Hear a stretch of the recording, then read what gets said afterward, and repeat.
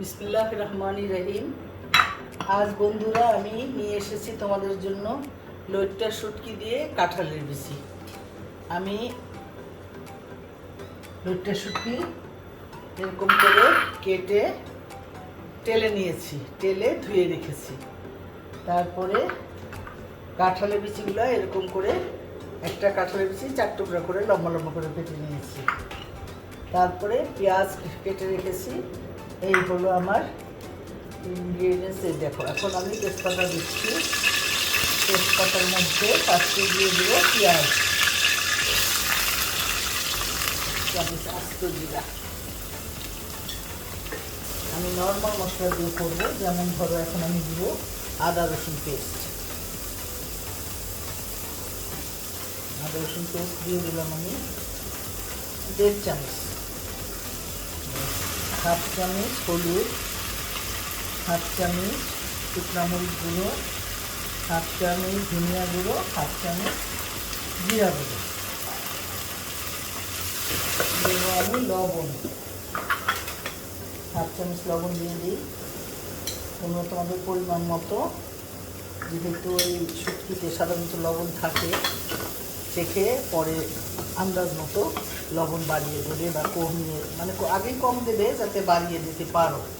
এখন আমি একটু পানি দিয়ে দিচ্ছি মশলাটা কষানোর জন্য।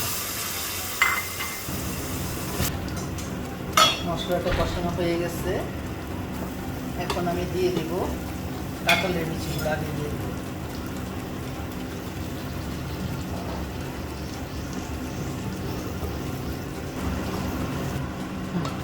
কাঁঠালের বিচিটা কষানো হয়ে গেছে। এখন আমি লইট্টা শুটকিগুলো দিয়ে দিচ্ছি।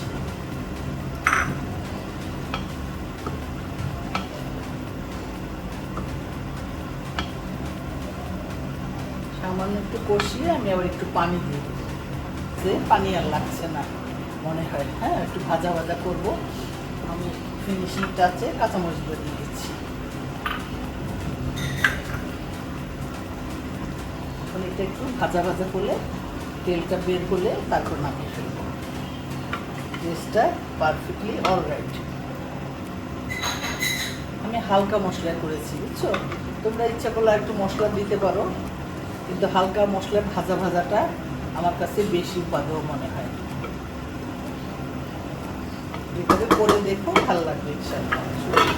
আস্তে একদম ধিমা জাল দিয়ে দিব, আস্তে আস্তে হবে।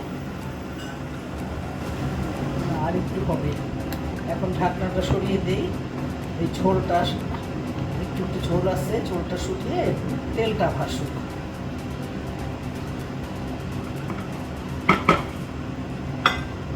হয়ে গেল আমার লোটে মাছের শুটকি অ্যান্ড কাঁঠালের বিচি।